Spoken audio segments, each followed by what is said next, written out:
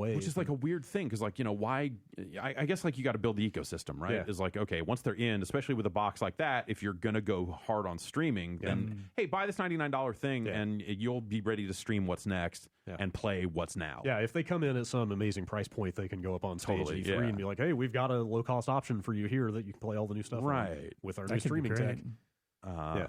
So maybe they start just getting people in that way, and then when the heavy hitters, when they do come back with Halo and they've at this point purchased however many studios they've purchased, like all the rest of that stuff starts to hit. If those games are good, which is seemingly a big if, I guess these days, then Microsoft could have figured all this stuff out. You never know. I guess they might be turning it around in a real big, definitely like, perception wise behind the scenes, it seems like people are excited about working with or happier working with them than they have been in the past. So, and all those studio acquisitions seem well timed now. Like at the time, they were like, "Hey, we bought 8 studios or whatever," and we have nothing to announce, right? Or, it's just or like, very okay, little well, to you just got all these studios. I guess check back in 3 years, right, when they have games. But then now, looking at the release schedule, it's like, they might all have stuff ready right around the time the new Xbox might come out. I mean, it really feels like I think we've been saying this for a while, but it just seems increasingly clear that at some point Microsoft said, "All right, we got the shit beat out of us here. Let's make sure this doesn't happen again." Yeah. And start shoring up for the next cycle. Yeah, I've heard the analogy used from somebody I know at another massive video game company that they basically likened changing course in a big company like that to like steering an aircraft carrier. Totally. Oh yeah, and it totally seems like this was basically like a 5-year process or something. That's by the time, be tough. From the time Phil Spencer took over to this new Xbox coming out, 6 years. Yeah. And just, it seems like fundamental changes just all over Microsoft about what they want to be and do. Like that pivot to a services company. Yes, that seems to be wildly successful so far. So that seems very smart. Yeah. So it's kind of cool to see like maybe Sony and Microsoft and Nintendo and Google all kind of trying slightly different approaches. Like, yeah, if nothing else, that's the thing is like Nintendo's got their kind of hybrid handheld thing that they're kind of running unopposed. Yeah. Unless you include phones, I guess, which usually kind of run somewhat different games or run the games differently. Yes. You got Sony with, probably a more traditional approach with maybe the promise of some, kind of look back type stuff that, seems interesting. Microsoft with its hybrid stuff, Google with its streaming stuff, and then, like who else? Who else is in the cloud space? Yeah, Apple with its like subscription service stuff, kind of. And then, they've got a bunch of exclusive stuff, so I'm counting them in. Yeah, and then the only other player in the cloud space that would probably make a run at it is Amazon. Mm-hmm. Yeah, you'd think. So I don't know if they're going to get into this mess also, but don't do it. Don't do it. They've been building Twitch Prime up for a reason, presumably, and doing all that stuff, right? So to promote other services, it's not just to add value to Amazon Prime. Yeah, I heard that. You get like a free Nintendo Online. For like a year if you've got Twitch Prime. Yeah. It's wild. The Twitch Prime, a full $20 value. Yes, right. Is that what it's called? Twitch Prime. Yes. Yeah. Okay. Yes. I don't know. Yeah. So I don't know. That was the interesting stuff about PAX. It was good to get out and see everybody and kind of take the temperature of some stuff. Yeah. Any cool game stuff? I took a look at Mortal Kombat running on the Switch for a little bit. Rad. I didn't even know that was happening. Had they announced it? Yeah. Okay. Yeah. I had totally missed that part. Yeah. I'm surprised this wasn't like completely behind closed doors. Oh, I mean, they had people near it the whole time. Like, do not point a phone at this. Do not take any footage of this. Do not please don't look directly at it. Like, I watched someone else play it. I didn't like wait through the lines and play it myself. So I kind of stared over someone's shoulder at it. Oh, also it was not even hooked up to TVs. It was just handheld only. Okay, like here it is. Good frame rate. Yeah, that was the thing that stood out. Was like, oh, the frame rate's fine. Cool. Like, 60? Yeah. Okay. Yeah. And it was... How much blood? So the guy playing was not busting out the good shit. So I didn't see any fatal blows. It seems like that sort of stuff would be the part where you might see some more noticeable reductions in terms of just like how that stuff ends up looking. But generally speaking, in terms of just like the fighting itself, it looked right there with the other versions. Like, some visual scale down for sure. Cool. That's really exciting. In terms of playing that video game, it seems like you can play that video game on There's the been Switch. so many good fighting games coming to the Switch, and because it's such a good like portable system, it's great for like the fighting game community as a whole. I think that's I don't think it's ever going to be like the primary console, but just to have that stuff like in clutch moments. Is there much bust out? It's great. Is there much of a stick scene for the Switch? They've got one official one, but the Brook Universal Fighting Boards, that are predominantly used in custom sticks. Though that works with Switch and like every other console as well. Cool. Wii U, fucking Xbox One, all across the board. That's cool. Yeah, and there's a bunch of controller converters as well, and a bunch of just like a lot of that 8-bit DOE stuff works. That stuff works. So you can kind of get like I bought that M30, that Genesis looking 6-button controller they put out, and that thing that would be a decent fighting game controller for the Switch for sure. That's what I bought it for. Yeah, totally. Y'all got any games of the moment? Still banging my head against Sekiro, I guess. Yeah. Not making much progress. I beat Lady Butterfly. Okay. I guess. I was just swearing the entire time. I hear that one's rough. Yeah, that one's it's kind of no fun. Most of it's no fun. Enjoy it. Not. I was about to ask if you were actually enjoying it. I'm still, if I would get better rewards, I think if they gave me a little more incentive. Success is its own reward. Because everything changes up from fight to fight. I don't feel like I'm really learning much. I'm memorizing patterns. And that's. I guess in its own way, its own reward. I guess that you overcame that particular challenge, but. In terms of the overall game enjoyment, it's not doing it for me. Just from a fun level, like I don't know, like I'm getting my parries down. I'm playing it pretty well. It's just that I'm dying an awful lot. Trying to memorize those patterns and stuff, and that's where it's no fun, I guess, for me. So it seems weirdly polarizing in the kind of from community or whatever you want to call it, just. From looking at message boards, like some people who love those games have kind of bounced off of it. I kind of felt the same way about Bloodborne in that it didn't give me enough, and that's why I kind of like dropped off at the very end. Vinny was saying the same thing yesterday that like Bloodborne and like maybe this game to some extent make you be more aggressive, like you have to go in more, whereas Dark Souls you can play a build basically. I guess that's the thing is that Bloodborne and Sekiro don't have as extensive of a kind of build variety as Dark Souls, because Dark Souls you can make as tanky and like defensive a character as you want, just kind of hang back and cheese. I keep thinking about like all the different variety of weapons in like Neo or something like that. That's the first game that I go to instead of like other From games when I'm playing this, and I keep going, man, I wish I had this kind of weapon here. I don't know. Maybe I'm still playing it. Like maybe I'll come around on it. Maybe at some point it'll just click. I hear that happens to some people. So fingers crossed that'll happen as well. Cool. Yeah. Jan, what have you been up to? I've been speaking about fighting games on the Switch. Really? Ben and I. No.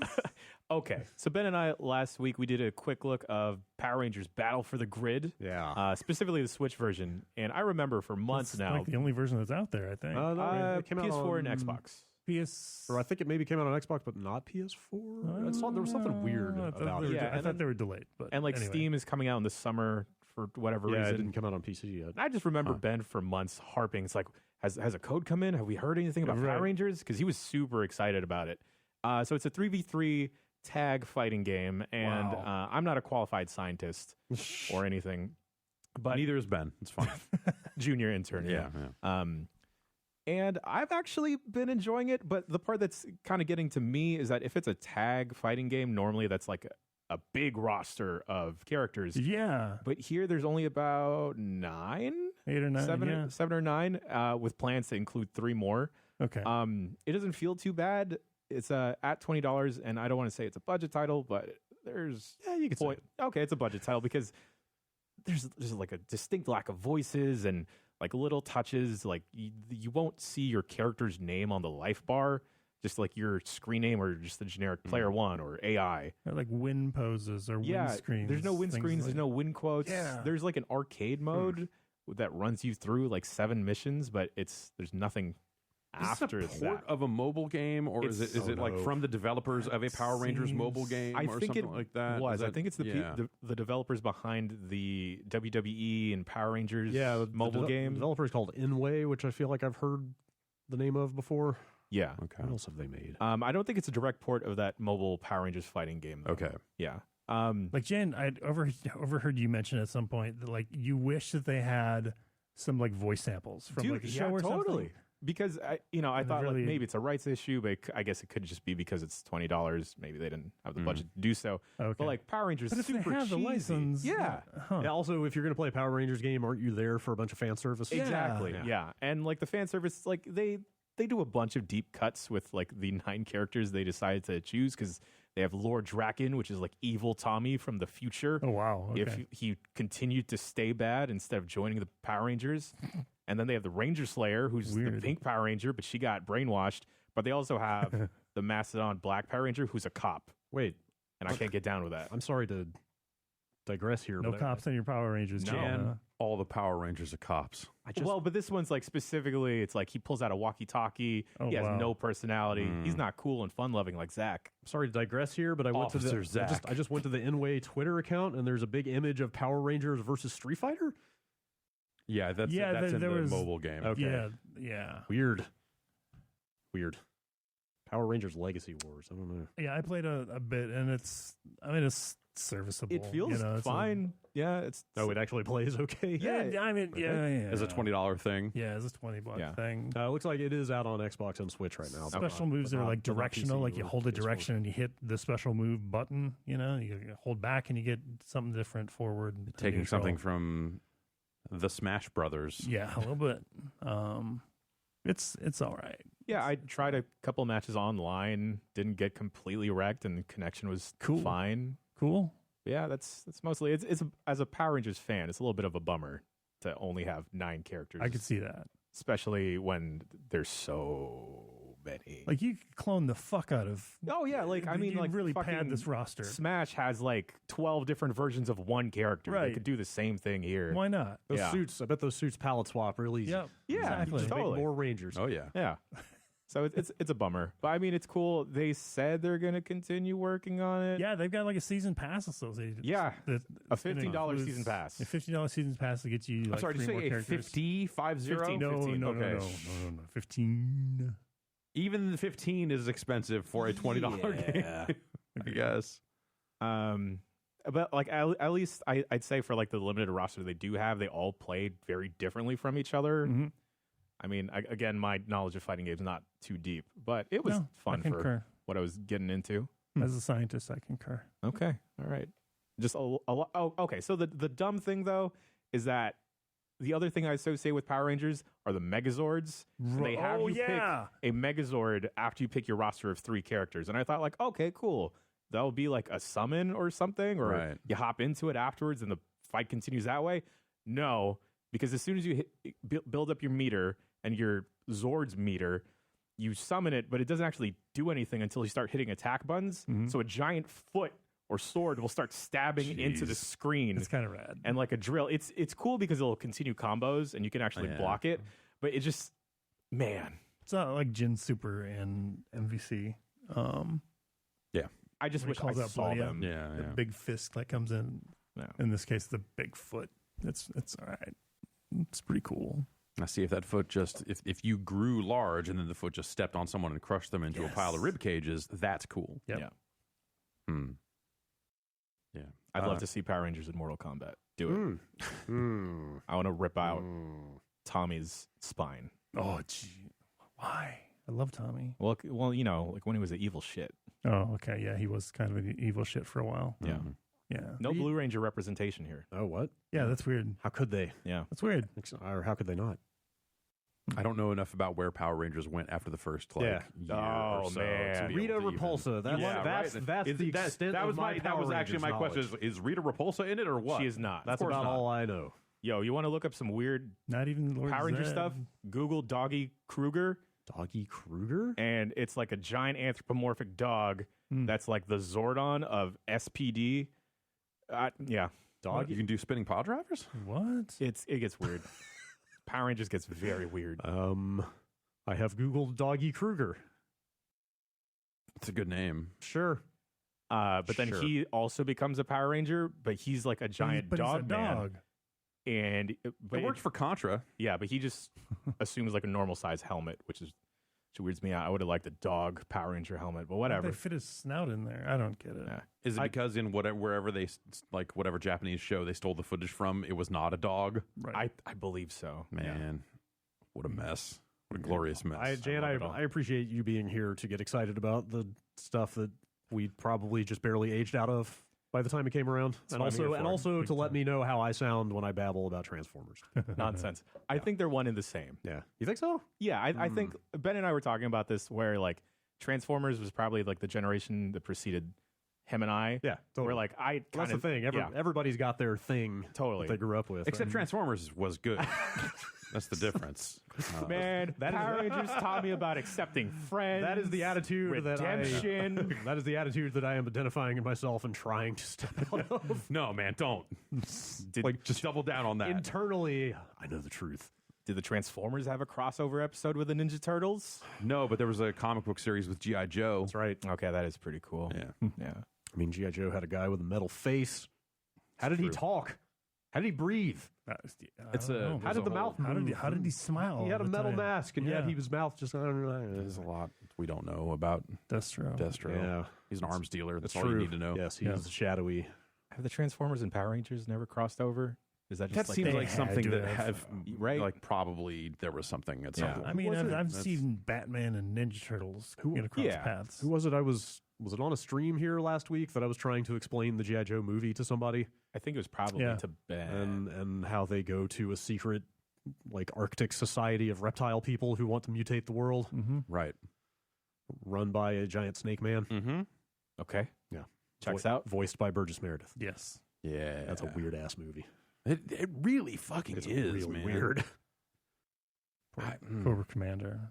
Just the fate of Cobra Commander was something once else. a man. Yeah, was once a man. Jeff, you got any games? I played some Risk of Rain 2. Oh, yeah. That kind of... Oh, yeah, I played a little bit. Out of nowhere? Or at least to me, it did. Yeah. I wasn't expecting it kind of showed up on Steam, and then I think Gearbox announced it at their panel. Oh, are they publishing it? Yeah. Oh, okay. Or at least they're publishing on Steam. Did the whole like announcement to release happen last week?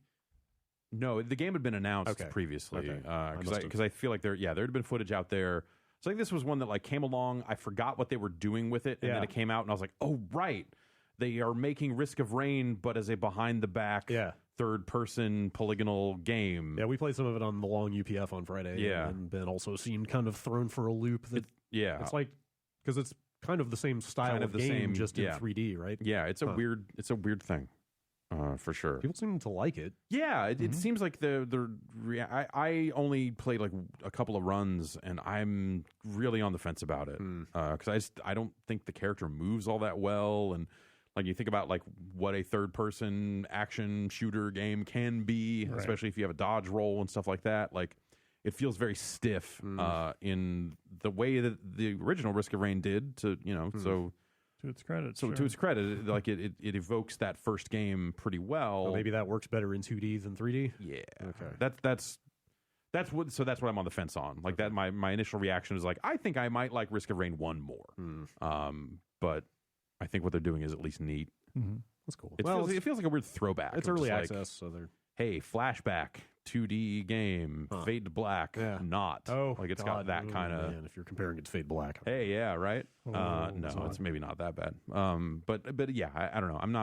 I'm not super sold on it. It's a really neat thing on paper of like, hey, can we take these concepts and make them in a polygonal game? But it's just not. I don't know. It's early access. It kind of makes me want to play the first one because I never did. And watching 2, I now know at least what kind of game it is. And I'm like, oh, in 2D, that's pretty cool. It's that first game's tremendous. It's great. It's great. I assume it's out on probably everything at this point. Yeah, probably. I might have to check that out at some point. I've been playing some of the Elder Scrolls Blades on my telephone. Mm-hmm. Oh. You just like dial a number and it says like push 1 if you want to stab them. Push 9 to be removed from our list. Pretty much. Okay. It's weird because it's early access. Like they dropped on the App Store and the Google Play store. I didn't know they had out like of a nowhere program for early access on mobile. They don't stuff. because if you just pull it up on one of those stores, it just says The Elder Scrolls Blades, download now. Huh. Okay. But then you download it and boot it, and then they're like, log in with your Bethesda account, and you do that, and they're like, we're letting people into this slowly. Go to Bethesda.net to sign up, and maybe you'll get picked. Yeah, okay. like they're just like opting people in randomly off of a sign up list. It's a weird way to do it. Yeah, but kind of. I mean, they're calling it early access, but I got into it, and it's kind of cool. Which I feel like a real dupe for saying because I know exactly where this thing is going. Sure, there are. What are the free to play trappings? All kinds of venues for meters and timers and I don't like hearing that materials to dump into those things to speed them up. Yeah. Well, like other than that, like you're just kind of go around questing. Like, well, so it's there's not a real traditional open world. Like there's the conceit is there's a town you come upon that is ruined, it's destroyed, everybody's fled, like the buildings are all trashed, and you go out from that. You pick up quests in that town, and then you go out from the town to do the quests. But there's no overworld. You travel to get to the quest. You literally just warp from the town square to the beginning of a dungeon and do it. And then you get gold and lumber and like 100 different crafting materials. I love lumber. Come back. So you pick up chests in the missions, and those have timers. Although the first types of chests I found are wooden chests that have 5-second timers. As if to say, hey, our timers are friendly. But I know from reading about the game that, hours-long timers will start appearing pretty quickly. Then you get back to town with the stuff you've found, and rebuilding the buildings in town also has timers on it. It's that. Yeah, but it sounds like one of those. But looks nice and it plays kind of well. Like I played it on the bus on the way in, and it was like kind of fun. What's combat like? It is. So you get locked into combat. Like as soon as an enemy sort of like triggers, you just sort of like your view snaps to the enemy, and you can't move. Okay. And it's pretty simple so far. It's you got a shield fake button on the left, so you can block their attacks, and then you can attack anytime by holding on them, and like a circle starts closing on them, and you let off like right when the circle closes, and you kind of get full damage. Okay. I've seen a little bit of interesting stuff. Like there's one type of enemy is too far away from you to hit, so you have to time your attacks for when they lunge at you to actually connect. Oh, neat. So there is some variation there, and you get abilities and spells. There's a skill tree you can pick. Neat. What to unlock. As long as it's engaging and fun. Plays okay. Yeah, like that's cool. Did it seem like the sort of thing where they're just going to randomly generate quests forever, or did you feel like there's a story linking this together? There is kind of a story, actually. It's like a weird personality in some of the writing, because like one of the few townspeople that has shown up since I started rebuilding was like a complete dick to me. Like there's like people seem skeptical of you. I don't know. There is some amount of storytelling. It's pretty thin.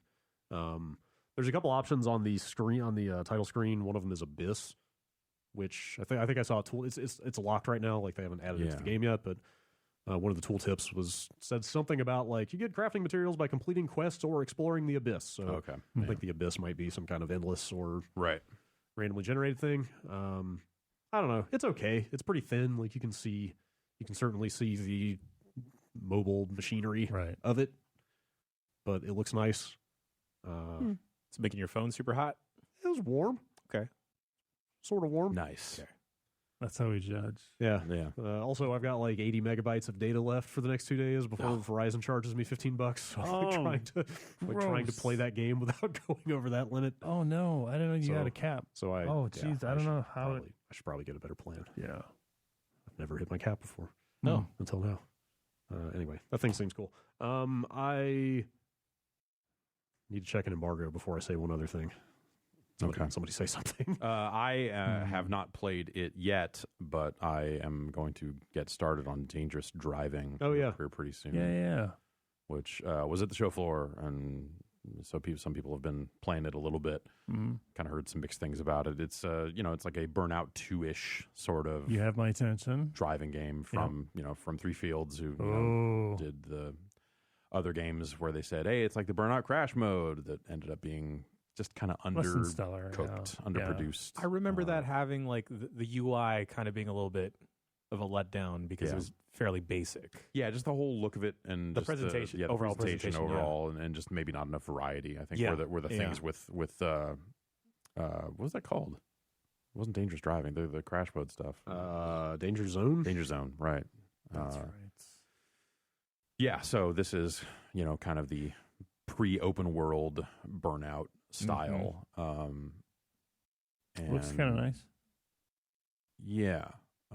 Some parts of it looked all right. So I'm looking forward to getting going on it, but I've heard some complaints around like, the collision angles for you and the other cars seem like hard to judge or wrong. That might be a deal breaker in that kind of game. Yeah. Mm-hmm. But I would have said the same thing early on about Onrush, and eventually once I warmed up to it, I kind of got past that aspect of it. So we'll see. I'm going to probably start on that tonight, and we'll give it a look this week probably. Yeah, I'm curious to hear how that is. Like, I feel like I keep waiting for that studio to do the thing, and they haven't done the thing yet. Yeah. Like every game they put out sounds and I feel awesome. like we've been vocal about like what they need to do. Yeah. What they need to kind of polish up. Yeah. Like their ideas are fine. Right. It's just, I imagine like the execution is just lacking. It's probably it's a resource issue. Maybe. Right? I mean, it's it seems like a really small team. It seems like it would be hard to put that stuff together, but at the same time, like they keep and they're on this track of like they announce a game and then almost immediately release it. The games come out fast. Like and like they have way more projects under their belt shipped than I would have expected by now. This is like their fourth game. Yeah. In the last 3 years. Oh, they also made some VR. Yeah, there's the VR shooting gallery thing too. Fifth game. And so they're really punching things out. Yeah. And none of them, like every single one of them, I feel like I've come away going like, this probably could use some more time. Yeah. So you wonder like, do they just gotta get some money coming in? Like is it a financial thing? Like I just don't know. So this seems like the culmination of like now they're getting close to the things that people really want them to be doing, and I'm curious to see if this is a step up from the stuff they've done so far or not. Yeah.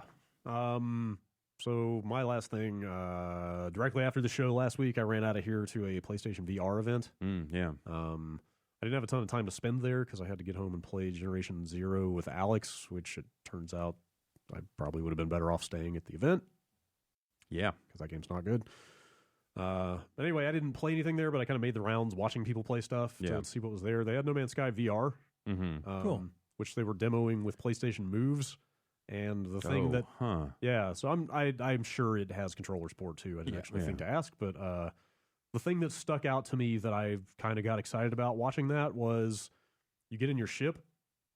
And if you have motion controllers, you can manually control all the stuff in the cockpit. Okay. Like you get in there, and I'm pretty sure you hit a hatch button to make the hatch close, and you pull a throttle.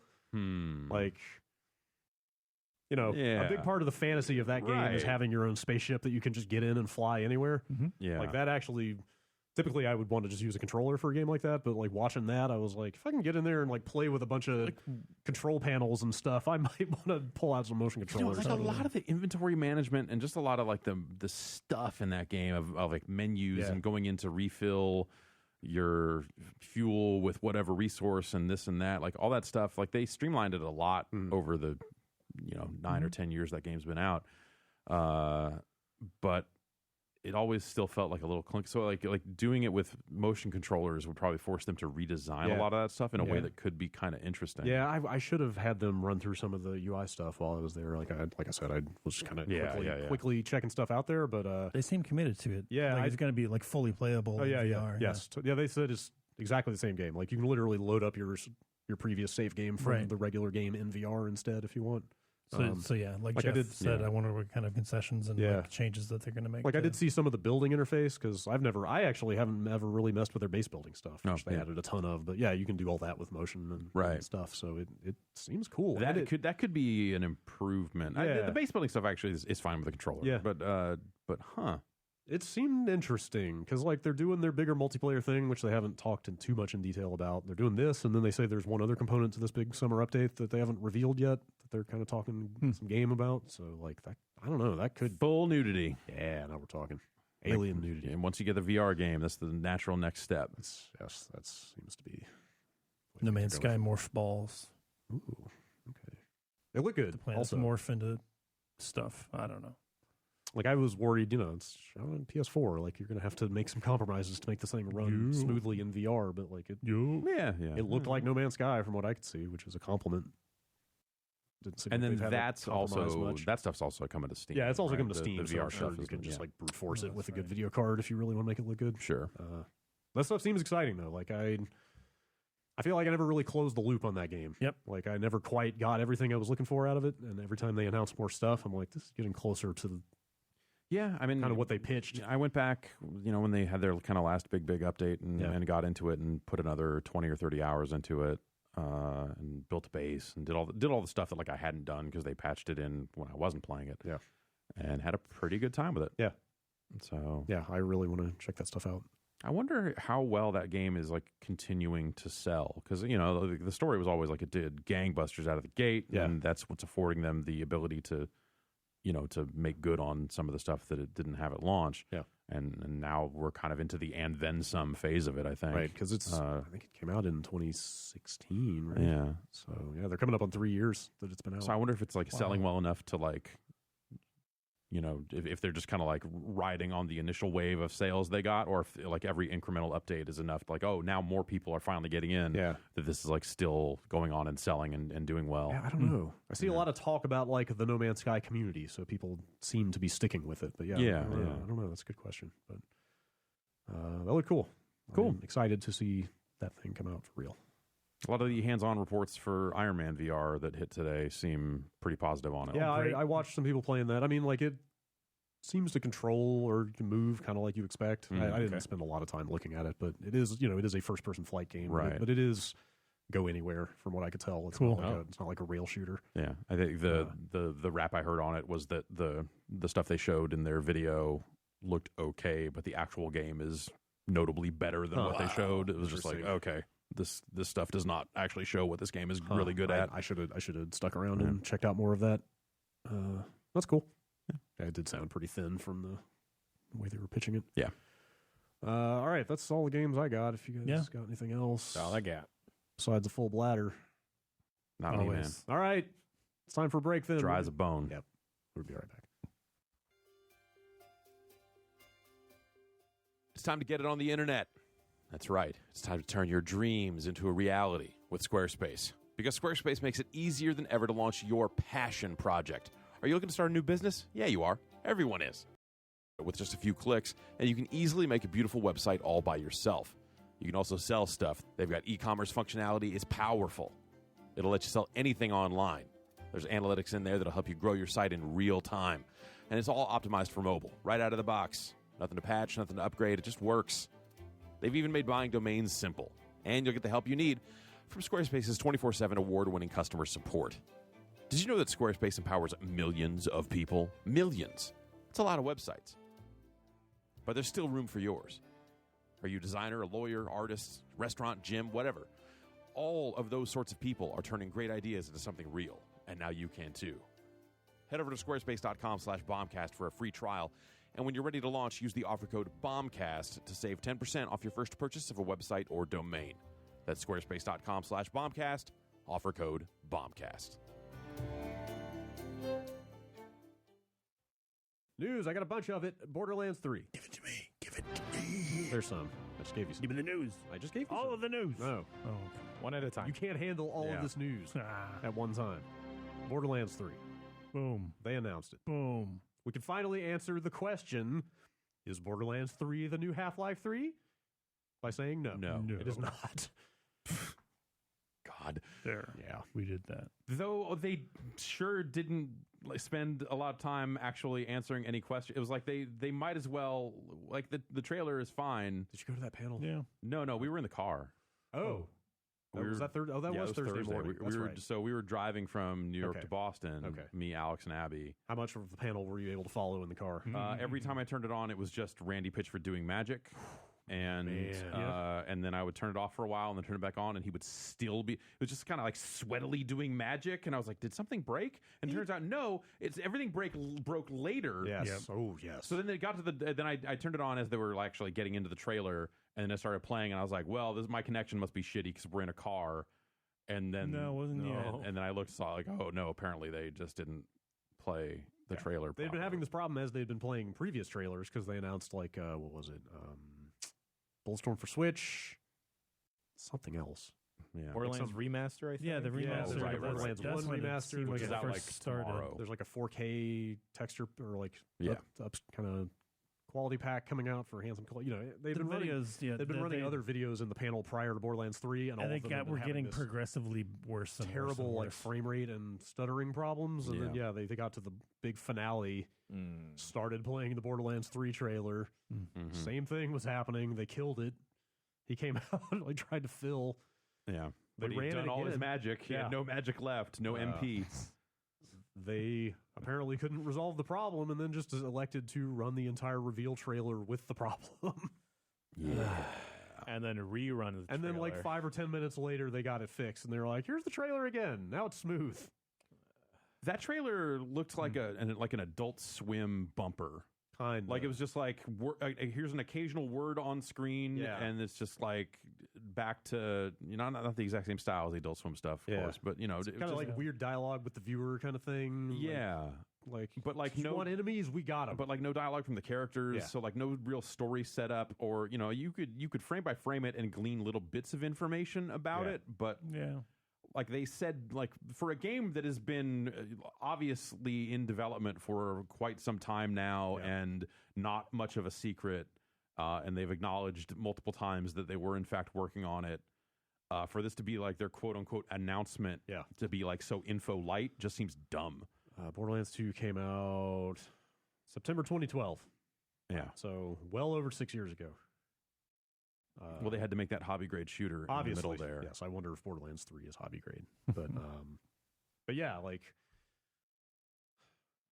I know it sounds reductive, but watching that trailer, like if you were to ask me like what makes this different from Borderlands 1 and 2, right, I wouldn't be able to come up with much. Yeah, like, I'm sure there's plenty. Yeah, no, but it looked an awful lot like a Borderlands game. Sure, yeah, I was able to discern quite a bit, I think, in that difference. You see like some returning characters here, but like the character classes seem very different. Well, so I guess the distinction I would make is like, yes, they have different classes, and like people who love Borderlands 2 and want more of that, if they just see new classes, like that's cool. But if you're hoping for them to make a bigger change, I didn't see much there. Yeah, that's one of the few like genres, I guess, that I don't want to be changed too terribly much. Well, for example, I would say like if they're sticking, it appears to be the case, if they're sticking with this concept of like your classes being married to a specific character design, like that feels very outmoded to me. I didn't want that in Borderlands 2. Right. Yes. Like, think about every other loot shooter that's come out since then and like the extensiveness of character creation and customization. Sure. Like if you're wanting to customize, I'm looking at, I might as well mention there was a leak of 2 or 3 days before this reveal with some kind of low-res promotional art and a ton of details. So, and then the promo art kind of lined up with some of the stuff in the trailer. Basically matches the trailer, so I think we can assume this leak is more or less legit, but it is leaked info, so it can't necessarily be trusted all the way. What you got? But it does talk about, I mean, it is the exact same model. It's 4 character classes. Each one is tied to a specific character. Yep. Like, they have a stealth character. They have a melee character. Like, that's fine. I don't mind character classes so much, but, like, I just, Destinies and Divisions and Anthems and, like, everybody likes making their own character and customizing it and kind of making it theirs and, like, to be tied to. I think that was my feeling with Borderlands 2 was this vibe of, like, wow, either I'm wrong, like, did people care about the characters in that? Like, because all of the Borderlands 1 characters became NPCs in 2, and you talked to them a bunch, and it was like, this is not, like, I would rather still be that character because I thought his skill tree was more interesting than any one of the ones in Borderlands 2. Like, but instead, like, they've doubled down on making these people characters, and it was like, I don't want that at all. Yeah, I would rather just create a character and a class instead of like, they had like, well, here's like unlockable skins that are just like full color redos. Yeah. That just seemed you couldn't even mix and match colors. Yeah, that kind of seemed behind the times then. And so I just wonder, like, what more are they? Yeah. It sounds like from that leak stuff that maybe gun customization is. Yeah, the leak mentions there are like gun parts you can. Which that's interesting because that's weirdly how that system works behind the scenes. When you got into like the Borderlands save editors and stuff, it was like, I'm going to select a different barrel from this drop down. It's going to change this. And So like their random gun generator was kind of based on parts to begin with. So why not build a crafting system? So it's good. It's good that that's in there. That sounds cool. Or assuming the leak is legit. Yeah, and then I guess the biggest new thing, which is kind of implied in the trailer and then just stated flat out in this leak, is that you're going to multiple planets this time. So not stuck in one area. That future one looks pretty cool. Like the leak says, you'll have like a kind of a mothership that you use as your hub to go from planet to planet. And there's like one quick montage of environments in the middle of that trailer that kind of caught my attention because there's a city, there's like a high-tech city environment, which is something you haven't seen before. And there's like kind of a nice lush jungle. Like Borderlands has been kind of a lot of desert, right? And snowy desert. Sure. Basically. So like seeing some new types of environments was kind of exciting. Going off world. Like going to different planets maybe sounds cool. But that's like kind of what they did in the prequel, the pre-sequel. What the hell did they call it? Oh, the pre-sequel, yeah. Wasn't that just on one other planet though? It was a moon, right? So there was this whole oxygen mechanic that was low gravity. Not fun. Yeah. But I mean this idea of being able to go from one planet to another at will. Yeah, I think sounds kind of interesting. But I guess in general, what I mean is just like, I was hoping for a Borderlands 3 that really looked like they had looked at the kind of every other loot shooter that's come out. Because like is it fair to say they invented the genre, or at least this mashup? Hellgate London. Well, okay, sure. Okay, they weren't the very first. No. But in this modern era.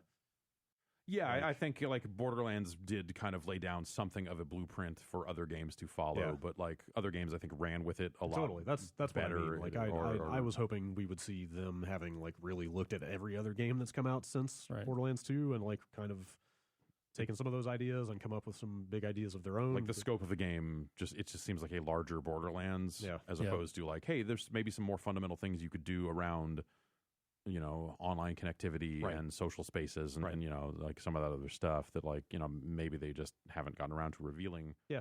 Actually, the end of the trailer... But if this ends up just being like, here's a 4-player Borderlands game as they've always made them, like, what? Yeah. Like, that seems crazy. Yeah, like at a minimum, I would want like an online social space with people running around like kind of like Destiny or But then you Division. get in, then you're just kind of like really exposing the issue of, hey, you've got these every character characters, right? Like that was the thing, like even going from Borderlands 1 to 2, like to me the most no-brainer thing felt like armor to customize the look of your character. Yeah. And so when you look at another character, you go, oh, they're badass. They got all this stuff. But instead they just went with the shields that, just pop, that they don't really change the look of the character ever. And so that just felt like a real missed opportunity, and this just feels like more of that in a way of just like, man, what if this game also doesn't have that? Yeah, like holy shit, right? Like the idea of a loot shooter without armor in this. I don't think it will. I don't think they're going to get away from that. I wonder. I bet they don't. But that to me, that's really it's just core. It's core to the genre for me. I think I don't know. I think having those those prefab like kind of written characters carries a little more weight for me. You mentioned that the first game's characters carried on into like the next game. These characters matter. They're not yours. I guess you just play as them. Yeah. I like playing as a class. Yeah.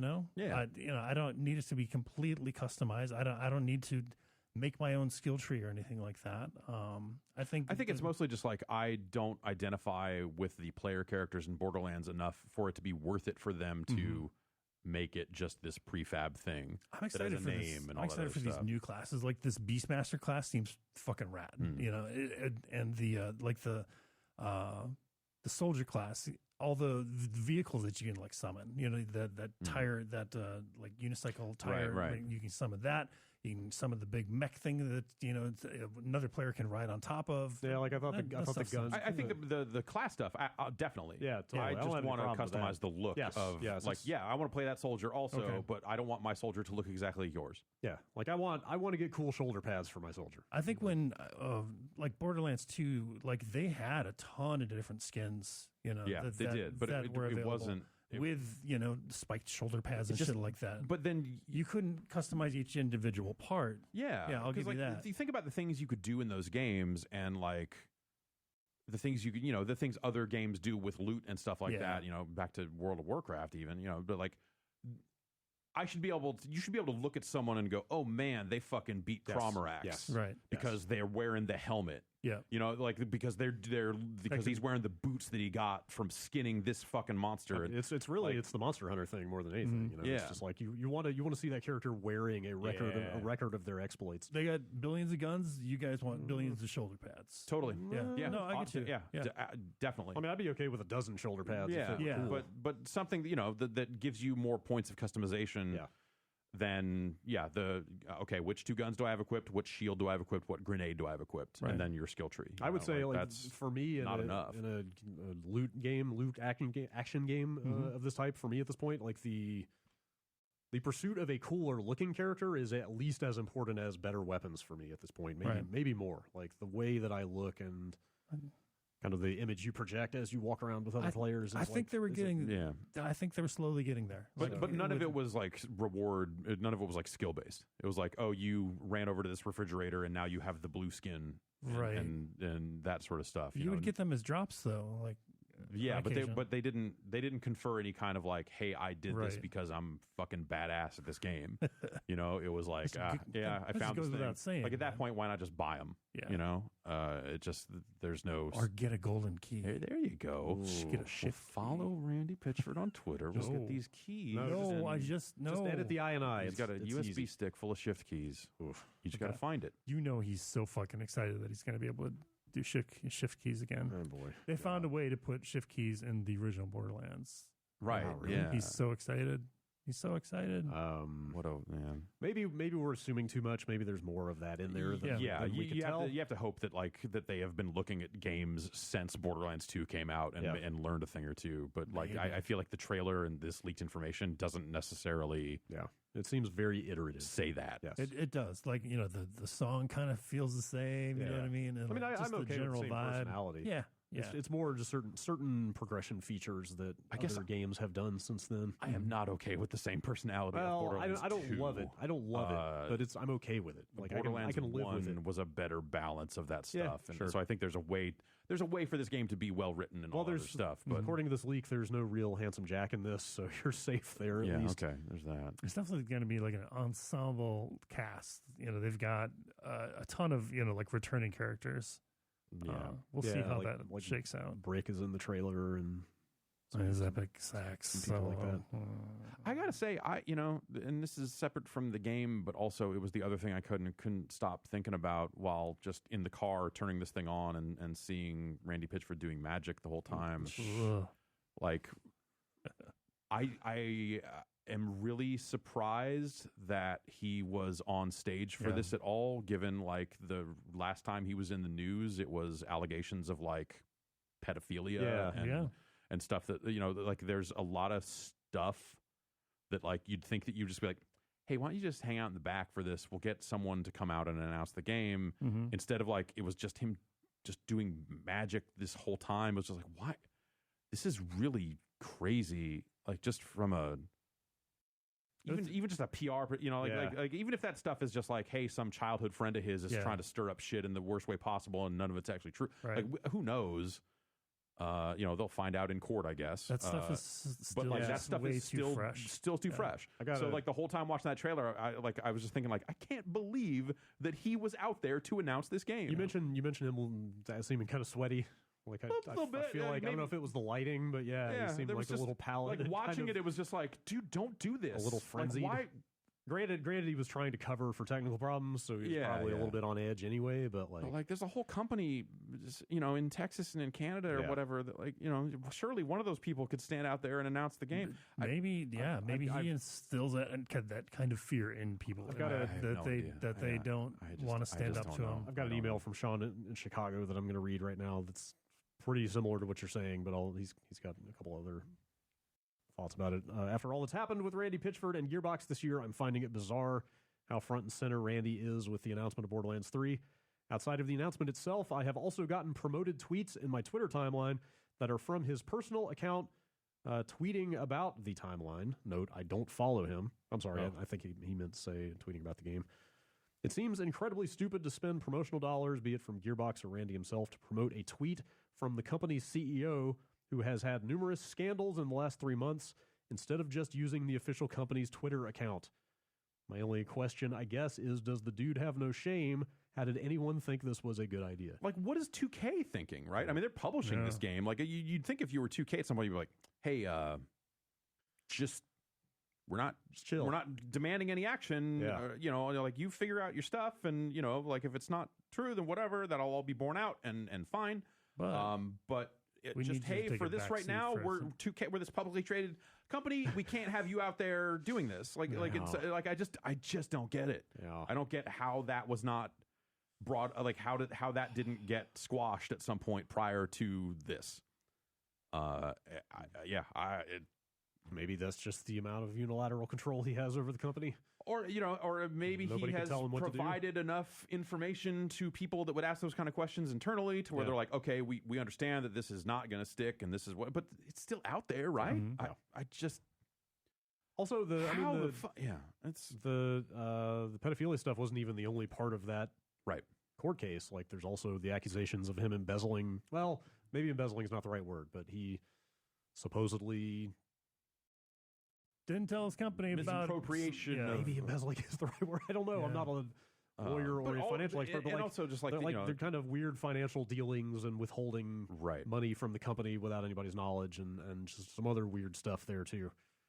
Yeah, and none of it was a good look. I mean, if you want to look at like the long-term Gearbox stuff, like then you just get into all the Alien stuff. Like the name of that studio has just been endlessly tarnished to a point where you're like, maybe let's just have the Gearbox name take a bit of a backseat at the announcement, and you guys figure your stuff out and work on making the game great. Yeah, and we'll make it right in the end, assuming that everything pans out. Yeah. Or if something doesn't pan out, then oh God, we're in business with this guy. Yeah. Oh no, it's a very bizarre situation. Yes, where you've got, and then at the core of it is this lawsuit where two childhood friends are suing and countersuing each other over this stuff. It's I don't even know what to make of it. I mean, how could I know what to make of it? Yeah, because of like that. Other than the allegations, sure sound fucking terrible in a way where you'd be like, hey, maybe don't put this guy out there. Right now. That is the whole point. Is that because we don't know what to make of it, maybe just play it safe. Maybe just focus on the game and not a panel full of magic.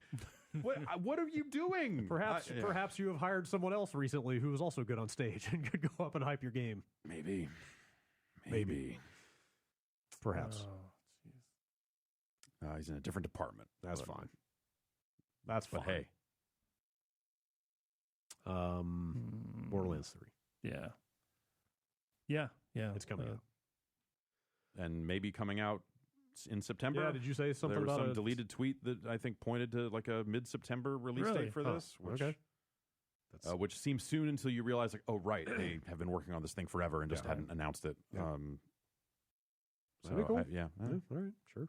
I am very much open to a great Borderlands game. Totally. I don't want to really like that first game. I'm not going to play it. The second game was disappointing because by the time pre-sequel came out, and I did not finish pre-sequel. I did not play that much of it because it was just that oxygen thing was just not fun. I did not like that mechanic.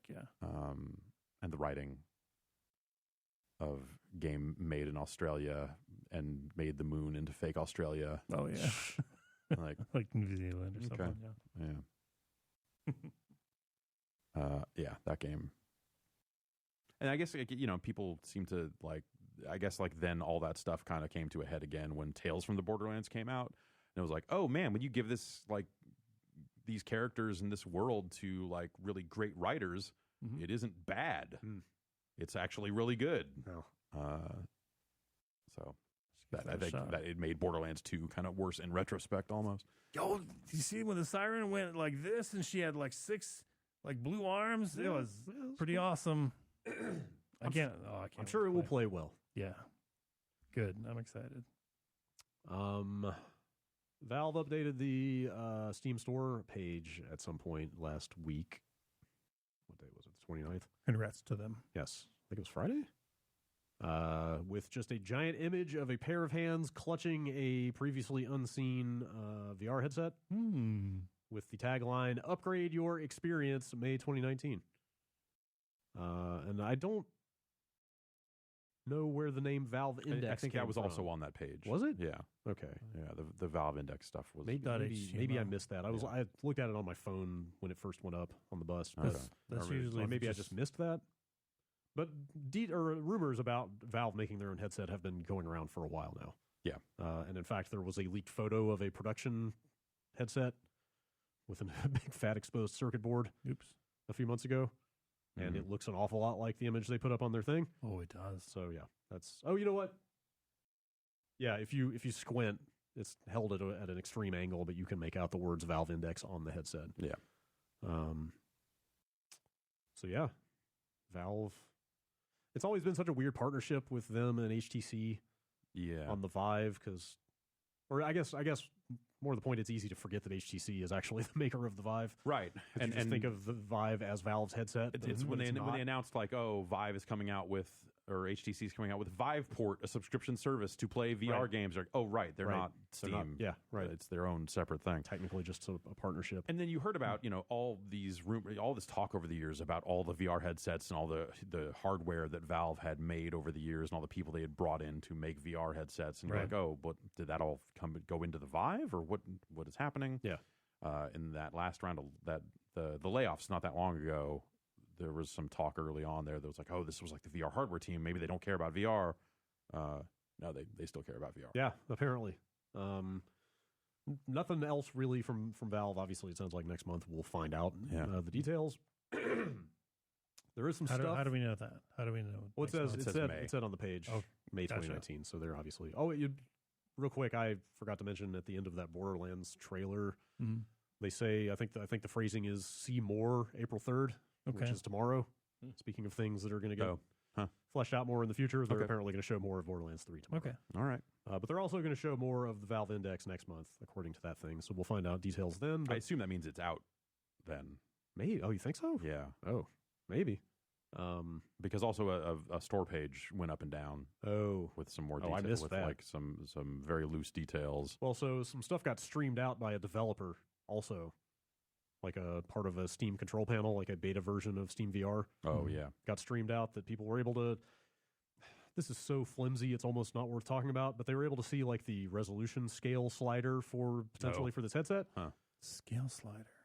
Because you can have the VR heads, you can have the game render at higher than the VR resolution, the actual resolution of the screens. But there's a physical slider. Well, this already existed for the Vive in software. Okay, yeah, this is in the Steam VR control panel. Sorry, and you could already do this on the Vive. So people are looking at that and trying to infer what the actual resolution of the screens in this thing are going to be. But they even say like, hey, this could be completely off base. Like, we can make some assumptions off of this. Sure. The general thought seems to be it's either going to be the same resolution as the Vive Pro, which is already quite good, or it may be higher. I thought I saw a wider field of view. So that is, I think that's a more of a lens like thing. 135 degree or something like that. I think that's down to the type of lenses they're using. Okay. I think I saw something about a dual Fresnel setup. Ooh, dual Fresnels. But that would kind of by default make it the best headset on the market, right? If they potentially, if they're able to give it a wider field of view than we've seen, and like apparently there are 2 screen makers that have higher resolution screens coming very soon, or maybe ready now, so it could be using some of those. And then it sounds like it's going to be at a minimum as good as the Vive Pro. Yeah, and then it looks like it will require base stations, the existing base stations. Oh, really? And also will work with the knuckle controllers. Those will finally be coming out as like the Valve Index controllers. Does it not have Inside Out? The store page kind of said like, hey, you need base stations and these and that sort of stuff. Yeah. All right. Well, next story. Oh man, I don't. Yeah, it's there's a part of me that would like, I'm not opposed to getting a better VR headset. As dumb as that sounds, but I'm still not going to put base stations up in my house. I'm just not in a position where I can. Like even the Oculus sensors are kind of a pain in the ass.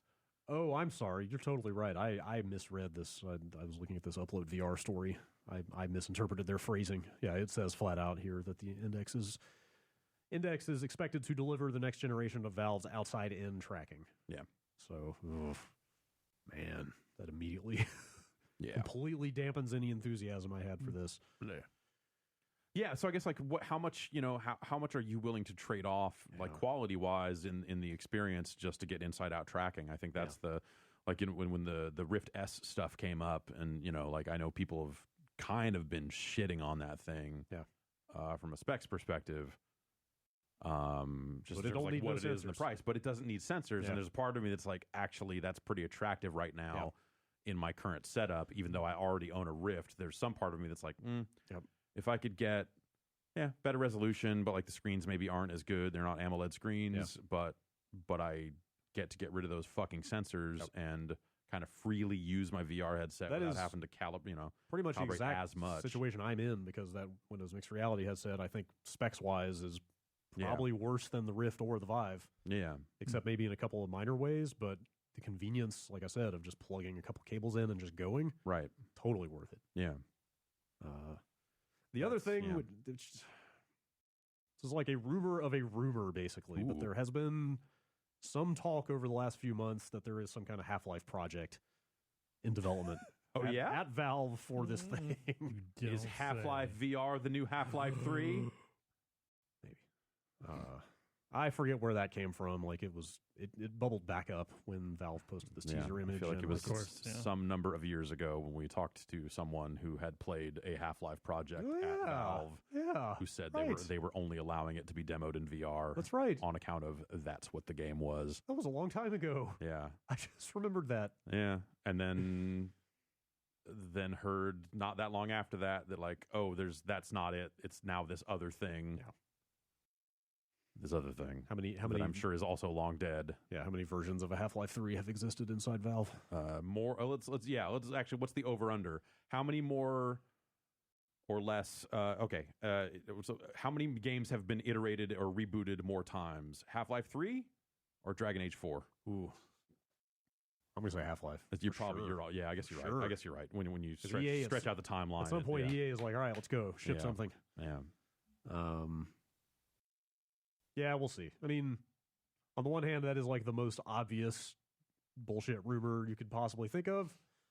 On the other hand, if you're Valve and you want to sell your headset, that's also the most obvious thing you could possibly make. If you're Valve and you're really not feeling like you're pissing people off enough, and you really want to double down on some stuff, a VR only Half-Life is the way. What if it was in VR only? That's what I'm saying. What if it was a lot cooler in VR? Oh, I mean, but like, I'm not saying that you. Yes, they should make a really awesome Half-Life VR game. Yeah, totally. But after all these years, if they were like, "Hey, Gordon Freeman's next chapter, VR exclusive," that would be right up there with like saying, "Hey, Gordon Freeman's next chapter, Linux only." Yeah. That's not to say they won't do it, but I suspect that if they were to do a VR Half-Life project, it would not be the next chapter in Gordon Freeman's story. It would be a Half-Life universe. That's probably true. Sort of thing, or something like that. That's probably the case. Anyway, we'll find out more next month. But man, what if they did? Oof, would really be something. Oof.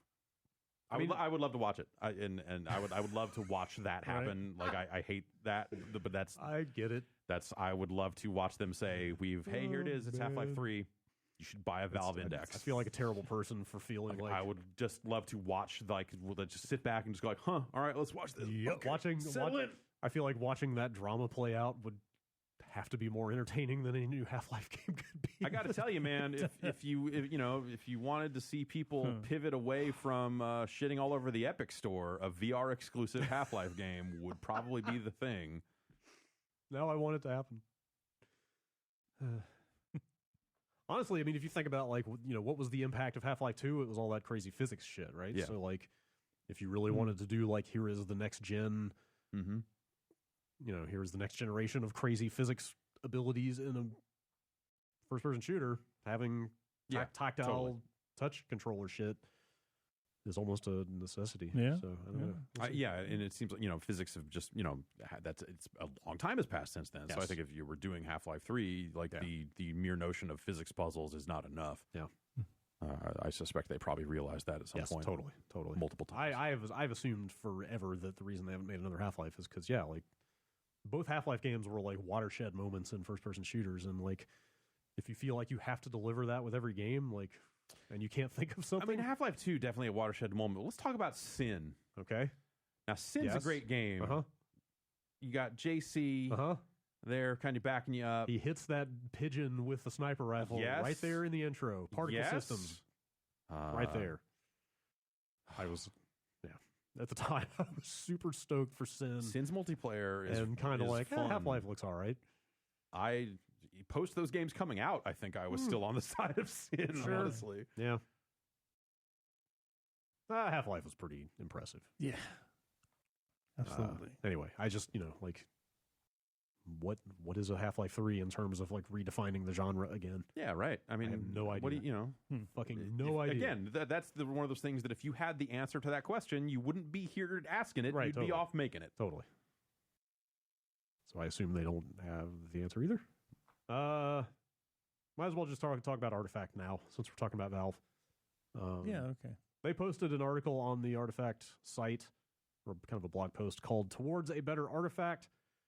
The gist of it is basically, the kind of the standout line from this post is, Artifact represents the largest discrepancy between our expectations for how one of our games would be received and the actual outcome. So, nobody has any illusions about how Artifact is doing based on the concurrent players numbers at the moment, even them.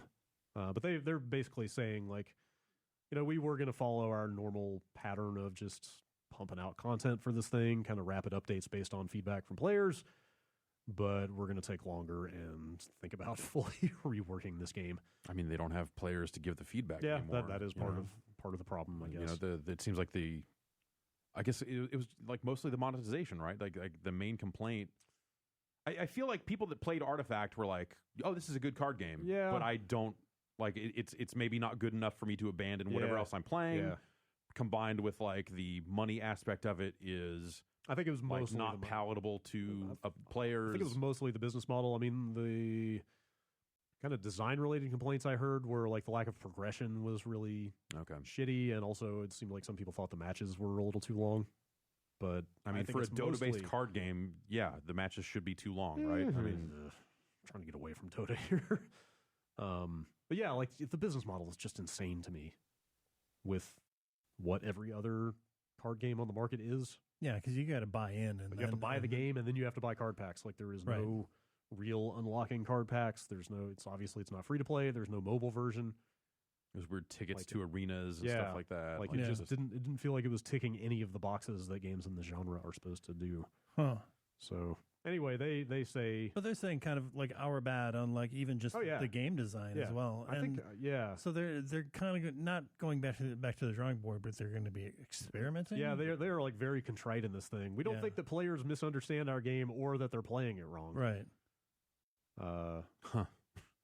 Do you think players are going to stick with them during this experimentation phase? No one's sticking with them. Like they kind of say, "Hey, we're going to go off and work on this for a good long time and be quiet about it." We expect this process of experimentation and development to take a significant amount of time.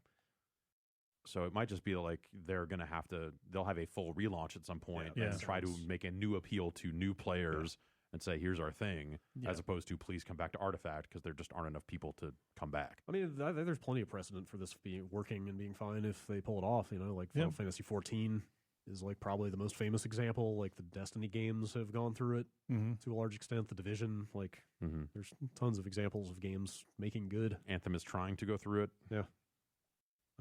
People are willing to come back if you fix the problems. But I think the thing with Artifact is that maybe there weren't quite enough players showing up to begin with. Yeah. Word of mouth was pretty poisonous. Like once the monetization stuff, even prior to launch, I think people were just like, "Oh, well, that's not something I want to do." And so I assume it has to be free to play when it comes back, right? Hey, we'll see. It'll be VR only. Yeah. I need a mobile version. I don't want to sit at a computer to play a card game.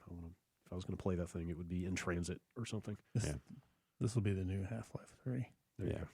Is Artifact the new Half-Life 3 lanes, 3 Half-Lives. Yep. Right. Sega Genesis Mini. This is little. It's coming out September 19th. Yeah. This is official first party, not the one that I can get at my Walgreens right now. So this one is so weird. So they announced one of these, and At Games was going to do it. Right. And At Games is the company that has done a lot of those shit boxes. That have found their way into Walgreens and all of those places.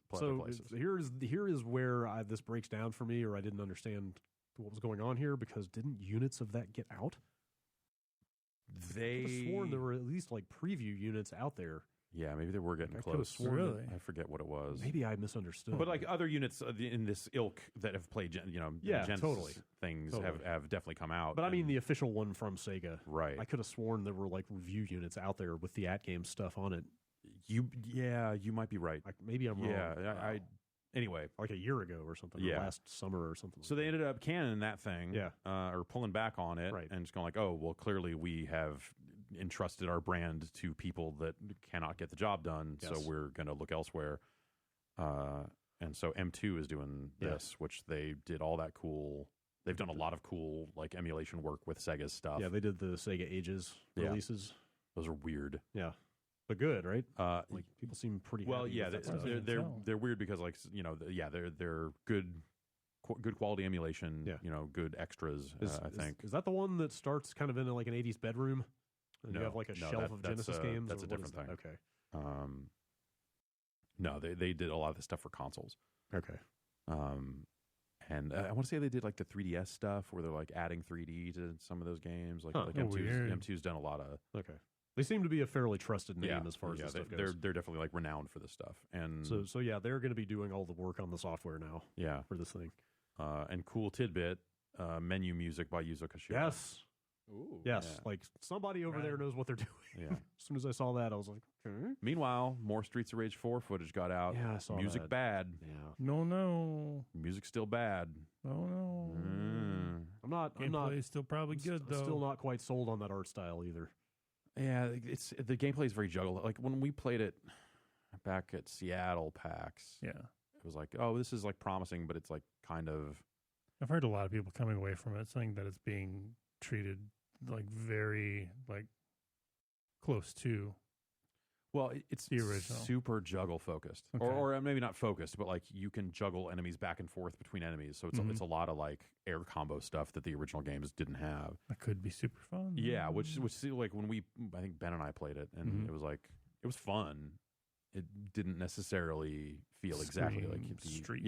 Yeah. Okay. Other than like, oh, this is kind of the same animation, or hey, you put this move in here from Streets of Rage. Like it's got that stuff for sure. Okay. But I think I came away from it going like maybe it just didn't have enough Streets of Rage feel. And in talking to them then about the music, they were like, of course we know we don't have anything to announce, but we think, it was like this. I got this kind of like wink and a nod kind of response that led me to think like, oh, well, maybe they're still talking and maybe it'll still happen, because clearly they know that like the music is a big part of those games. But here we are, kind of still the significant amount of time later, and you listen to that music, and you're like, "That's not right. That's not right. That's not Streets of Rage." Well, what kind of games are we looking at? There is no Streets of Rage announced for this thing so far. It's going to have 40 games on it. At first, this was at a Sega event in Japan on stage. At first, they announced games for the Japanese release. Such as Sonic 2, Puyo Puyo 2, Shining Force, Castlevania Bloodlines, cool, Powerball, Gunstar Heroes, Comics Zone, Rent a Hero, and Space Harrier 2. Okay. But that's the Japanese list. They then subsequently announced some of the games for the U.S. release, such as Altered Beast. Castlevania Bloodlines is on there. Comic Zone is on there. Yep. Dr. Robotnik's Mean Bean Machine. Yeah. Echo the Dolphin. Gunstar Heroes. Shining Force. Yeah. Sonic the Hedgehog 1, but not 2 so far, like the Japanese release. Space Harrier 2. Toe Jam and Earl. I don't think there's a European release list yet. Like I said, though, 40 games, so there's quite a few more. That will be announced. Last but most important question. I think I know where this is going. What kind of controller are we talking about? This is fucking crazy to me. The Japanese version gets the 6-button controller. The US version gets the 3-button controller. No. What? Gross. Why? I mean, presumably they won't ship any games on the US one that requires a 6-button pad. But that severely limits you. Yeah, I don't know. I'm trying to think, like, is there, is that 3-button revered in any way to anybody? I don't think so. Not especially. Right. That controller was fine. It's not terrible, but it's not a 6-button controller. But also, how many games? Okay, really made use of it. It was like some fighting games that I really care about. But like, they're not going to put the Genesis version of MK2 on there, or like Street Fighter Special Champion Edition. Like, you don't need those. Yeah, they might put Eternal Champions on, but I guess that. God, I hope not. But like, kind of once you get through like those, like that handful of games, like I'm trying to think, like, what are the iconic 6-button Genesis games that you really need? You know what I really need is a good ass D-pad. And that 3-button controller was. Well, I was going to say, like, it's USB, so you could theoretically get these Japanese 6-button pads. Or maybe they would just work. Or maybe other controllers in general might work. Yeah, I was going to say, like, it's not just the extra buttons, right? Weren't there other improvements? Yeah, that D-pad. Yeah, the D-pad's really good. Yeah, on 6-button. Yeah. In Japan, there are going to be 2 models, one with 1 controller, one with 2. In the U.S., there's just going to be the one $80 model that'll have 2 controllers. Okay. So one of the promo images they put out just says, "Made by Sega, Genesis Mini delivers quality as only a first-party product can." Like, they feel that it seems like they are very sensitive to the criticism of the at-game stuff. Yeah, and they're really trying to get across, like, hey, we're controlling this now. It's not going to be terrible. So, in my opinion, that stuff has been poor. Yeah. I don't know. I feel like, well, I was going to say that we can't do many more of these classic consoles, right? But on the other hand, we're running out of consoles. So yeah, we're running out. There's not that many more to do unless NEC comes out of nowhere. There you go. With some PC Engine shit. Mm-hmm. But Kanye West presents. There you go. Now that's a tie-in I could get behind. I don't know. Actually, you know what? In this day and age, actually, you're right. Yeah. I forgot about that stuff. I miss the old Kanye. Yeah. But also, yeah, man, I don't know. Whatever. It's not like, this is a legitimate product. You are paying the company that owns this stuff for the right to play it. Yeah. It's not like the Mister or some of that other stuff is, like the analog. What's the the Mega SG. Mega SG just came out. Like, yeah. Some of that stuff is a little more gray area. No, I mean, it's, that Mega SG is $200. Yeah. And you provide your own cartridges. Yeah, you're using legitimate cartridges there. Though so that's fine. the jailbreak firmware came out yesterday for that. Okay. So loading games off of SD is possible. Okay. Though I might say if you're already crossing that bridge and you love to tinker with stuff, the Mister does a lot of that too. That's really what I'm getting at. Is it's hard for me to get excited about any of this stuff in a world where the Mister exists. Yeah. If they get to a point, and well, they probably won't be able to just because of what the Sega CD is internally. But I need a thing that can play Sega CD games without spinning a disc. Yeah. Because the Sega CD itself is like a kind of a flimsy unit. It's not the most reliable. Yeah. Well, I got a couple of those too. But the Mega SG works with all models of Sega CD, right? Yeah. I think. Yes. Okay. And then, so I guess with the with that jailbreak firmware that's out, now you can put, so the Sega CD is region locked. You can burn discs, but it is region locked. Huh. But I guess so with the jailbreak firmware, you can load a BIOS from an alternate region to kind of get around that, which is kind of cool. Yeah. That thing looks nice, but I don't know. I don't know that I want to spend $200 for a device that plays one platform. I get some of the production reasons why they've gone this direction, but the fact that they, or I guess actually I should say, because that thing also will play Master System games, Game Gear games. Oh, they're going to put out some cartridge adapters because you can plug a power base converter into it. Right? I think you can, but also they're just going to sell straight up like Master System controller adapter, and then SG 1000, 3000 adapters or whatever. That's cool. Which and then the jailbreak firmware also plays ColecoVision games because that stuff's pretty similar. hardware-wise. I get there are some production issues around just like multiple cartridge slots and multiple controller ports and stuff. Like obviously the Retron 5 is kind of a like clunky looking thing. Yeah, but I'm kind of bummed that Analog has gone in this direction of just putting out boxes for every different console. It's the thing that makes money, right? I mean, they're running a business, totally. So I get it. They're doubling down on, hey, we're making a thing that evokes the design of that original console, but nice and modern. If you're saying there's a degree of fetishism involved, then I get it. We're talking about FPGA gaming. Fetishism is all there is. Well, yeah, but I mean, for me, it's more just practicality of like, I only have so many HDMI ports. Yes. Like I've only got so much room on a shelf to put boxes on, and I just want one box that plays everything. There you go. Yeah, that's the thing I want as well. Yeah. Like the Super NT is really cool. Yeah. I bought an NT Mini, which ended up being the most flexible of all of them because that can play. Once you put the different firmware on it, it's like what is it, like Game Boy and like all kinds of the cores for that thing. Yeah. That then didn't happen on the Super NT, and so that at that point I was like, oh well, I'm not in this to get a thing that looks sort of like an old console to put on a shelf. As much as I think the Mega SG looks really nice, it doesn't do what I need it to do. Yeah, just fundamentally, Also, I feel like the number of ways to play old games is increasing exponentially at this point. Like there are just so many handhelds and weird little integrated systems coming out all over the place.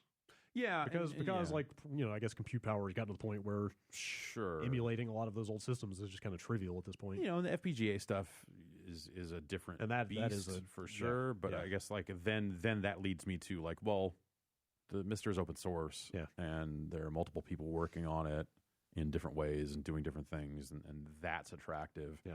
That it's not necessarily locked up behind like, oh, we got to put out this jailbreak firmware, wink, wink. Like that stuff's, I just don't need that. So yeah. Anyway, September 19th for this Mini.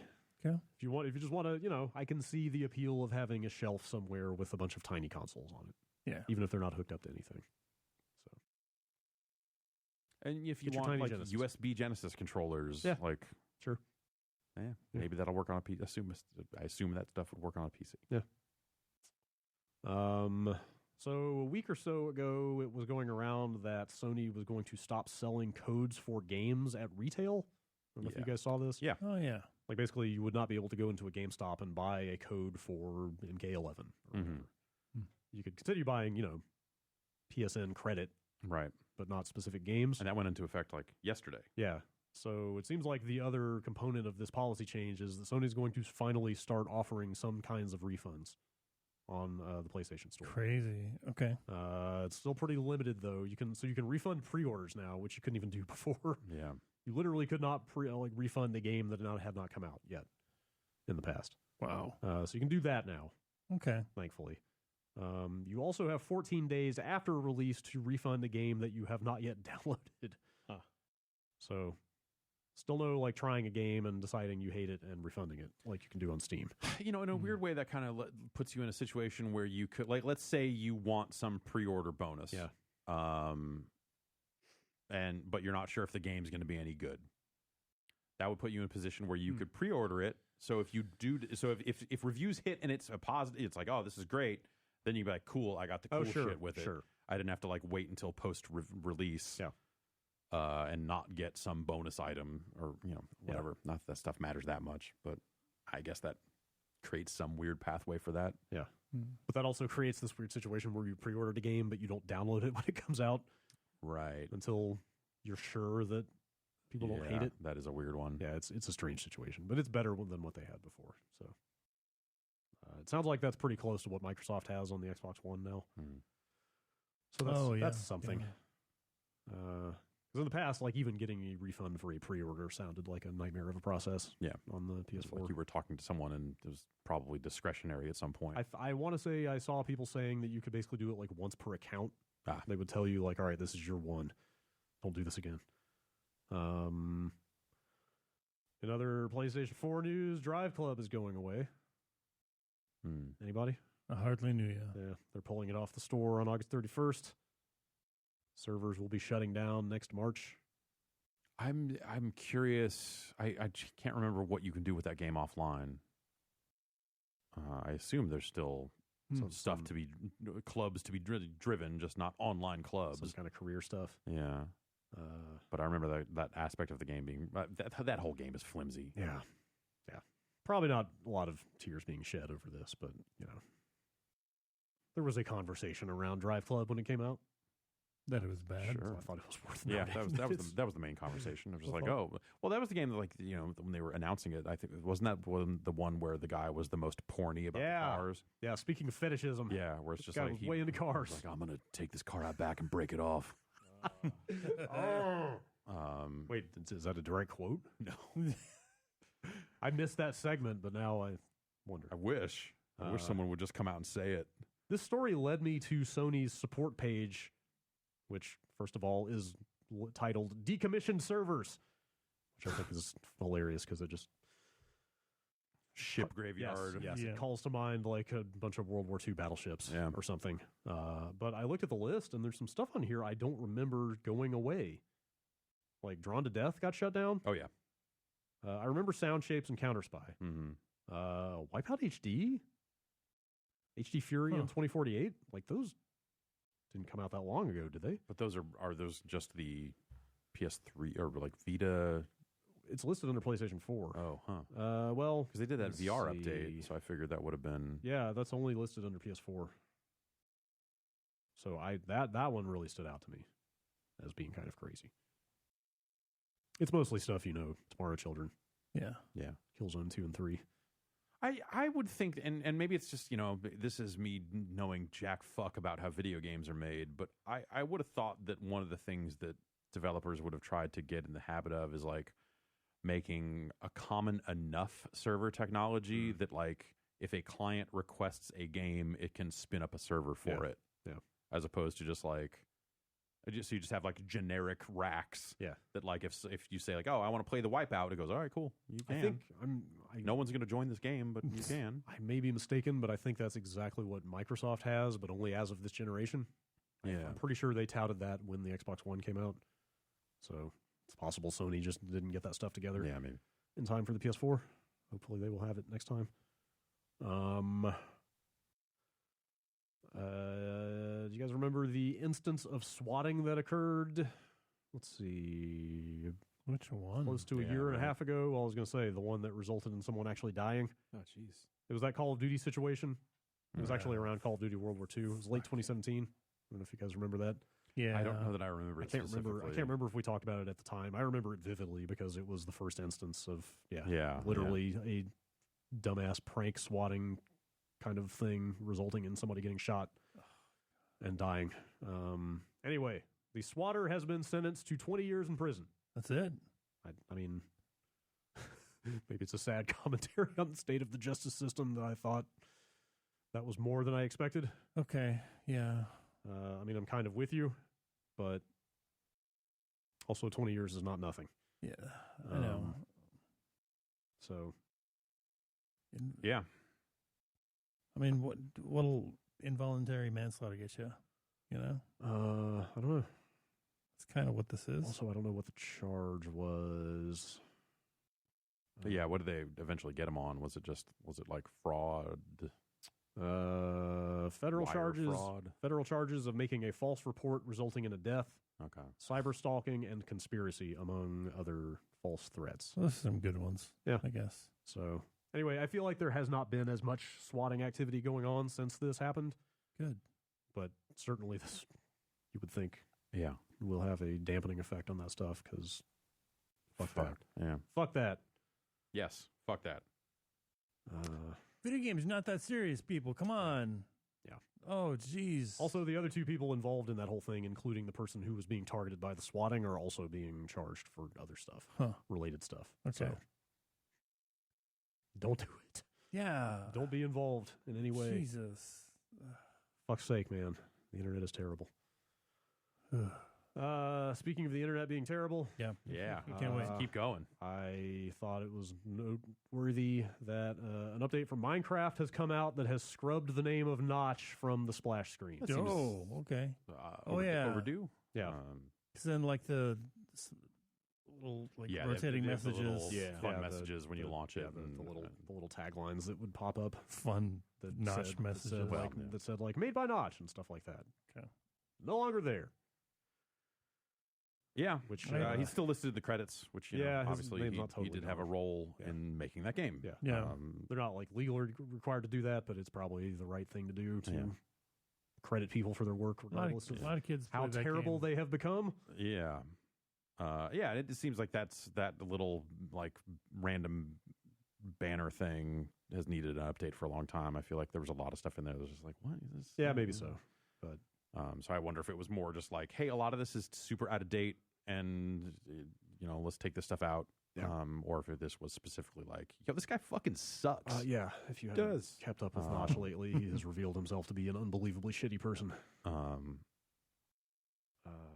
And now at this point, I'm sure the team at Mojang that has stayed on it, and whatever resources Microsoft has put on it, they have probably spent more time making it than he ever did. I've seen people say that was true even well before they sold. Yeah, but I can't verify that personally. So yeah. Minecraft. I've been thinking about playing some Minecraft. I have also been thinking about Minecraft. I saw that there was that path tracing stuff that made it look really good. Yeah, it sounds enticing. I've been thinking about setting up a Minecraft server. Do it at home. Do it. Okay. Let me on your server. But I can't decide which version. There's basically two now. Yeah. There's the original Java version. Don't run that one. Okay. Why would that? Well, I've got certain operating system constraints. It seems like OS2 Warp, huh? Yes, exactly. Yeah. I almost downloaded an ISO of OS2 off of archive.org recently because I wanted to spin it up in a VM. Basically, there's the old Java version, which I gather is still the one that gets updated first. I think. But there's also now most of the work goes into that. There's also now Xbox Live of 5. Well, yeah. So now there's the Bedrock edition, which actually grew out of the Pocket edition. It started as just the mobile version, but now it's everything that's not Java. So I thought, of course, Bedrock is the one you would do. Yeah. But then all the platform holders have different restrictions on what you can do with their version of Minecraft. So, I want to say Xbox One can only join servers on a LAN, not over the internet. Mm-hmm. Switch, I think, can't join external servers at all. Every version is different. You can only connect to the paid, their official hosted ones. Official servers, right. So every version is different, basically.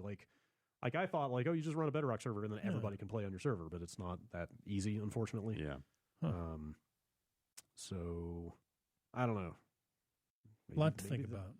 Also, I want to say all that shader stuff is maybe only for the Java version. Really? Okay. So I thought my impression was that original Minecraft was so out of date that stuff like that would be gargantuan in scope, if not impossible. I hope I'm not speaking a bunch of nonsense here, but from just kind of a cursory glance at the Minecraft scene, it looked to me like the Java version is still getting updates. Oh wow! First, it's complicated. Yeah, it's I have not looked in on the last few times. I've been I should play some Minecraft. I just grabbed the Windows Store version. That I got for free because at some point I got the Xbox 360 version or whatever it was. Right. Yeah, we should maybe play some Minecraft. It's fun times. I still do it occasionally. Yeah, you want to play some? Okay. Yeah. All right. That makes me want to try to get that server going.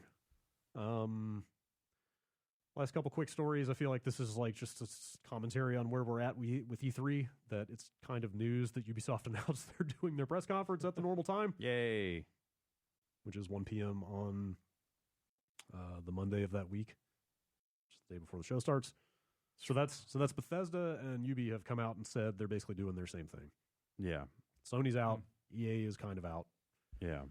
We're pretty sure Microsoft is doing a thing. Yeah, I don't think Microsoft has announced any timing for their stuff. But all of their positioning has been oh yeah, we'll be at E3. Yeah, it sounds like they will be going big. It's just, a question of if they're doing their normal Monday morning thing or if they try to take advantage of that. I would assume there would be a Nintendo Direct. Yeah, that'll probably happen. But that was always kind of low impact for them anyway. Or low, low commitment. You didn't go to a building, but it was still, the announcements were typically meaningful. Totally. It's a big deal. There were 10,000 changes in that game. It's true. There's a lot of those, some substantial patch notes. Yeah. Yeah, it's a big deal news-wise, but it's as far as being at E3, it's not as big a thing. And I wonder, since now Sony has rolled out their like video show equivalent of a Nintendo Direct, do they do something? Yeah, like around E3. Around E3, do they get out ahead of it? Do they go shortly after? Yeah. You can probably assume we will hear more from Sony before E3. Yeah, even if they're not there. Lastly, as you mentioned earlier, they're giving away a free year of Nintendo Switch Online if you got Twitch Prime. Decided to blow up your news spot. Oh, that's cool. But yeah, check it out, man. That's free stuff. That's cool. I mean, yeah, it is only $20 a year, so it's pretty cheap. But 5 Apex crates. Oh, is that a new benefit?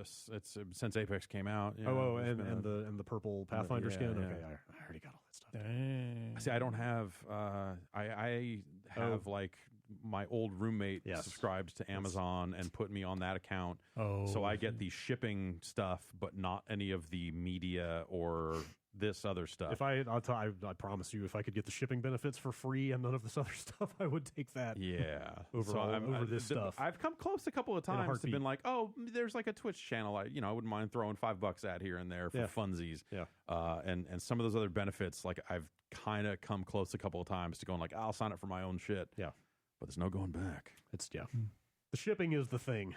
Yeah, with Amazon Prime, that's what you're there for. Have you seen they're trying to corral people into getting one shipment a week? Yeah.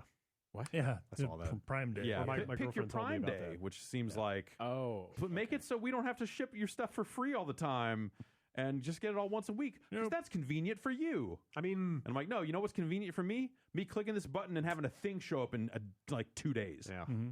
I mean, there are circumstances where it would be nice to be able to know exactly what day everything is coming, so you don't have to worry. It's not impossible. Like, let's say you live in a city, and occasionally delivery people will just drop your box on the sidewalk. Yeah, that's dumb. And then the box, like say a pair of shoes, just disappears off your disappearing shoes. Yeah, it happens.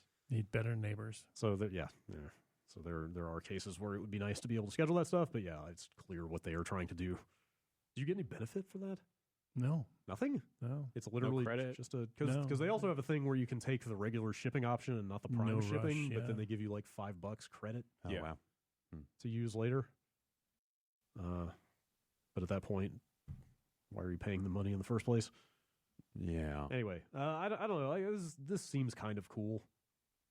And it at first made me wonder if that implied anything about like the sign-up rate for Nintendo Switch Online, but probably not. I feel like enough like big games and big things have come through the Twitch Prime program that I don't know that you could say that one way or the other. You're probably right. Also, it's broken up. You can only get 90 days, I believe, off the bat. I think it's 3 months. And then if you stay signed up to Twitch Prime for 60 days, you can come back and get the other 9 months. Oh, I guess that makes sense. Yeah, so you can't just sign up for a free trial and get the year and then bounce. Yeah. I don't know. It's kind of a cool promotion, I guess.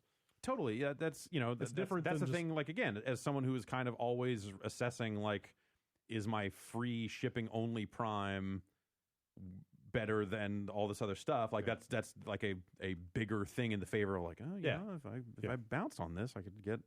But then I already signed up for a Nintendo. Well, so they also let you add this to your account. Right. So if you already signed up, this just adds another year on. So it's they seem to be handling it pretty well.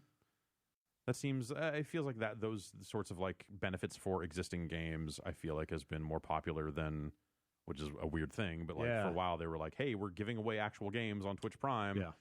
Please download our client, which is like the reskinned Curse client, right, to get stuff." And I feel like I'd never hear anyone. The only time I ever hear that stuff coming up, or whenever, if they're even still doing it, it was people going like, "Oh right, yeah, I never did that. I always forgot to get the games." Yeah, I still see a fair amount of that, but I fucking went there day one for that Apex stuff. Yeah, got my stupid Pathfinder skin. All right, that does it for the news. Cool. You want to take another super quick break and then read emails? Yeah. Okay. Sure. Yeah, we can just keep going. Another drink. All right. Okay. All right. We'll take a break. We'll be right back.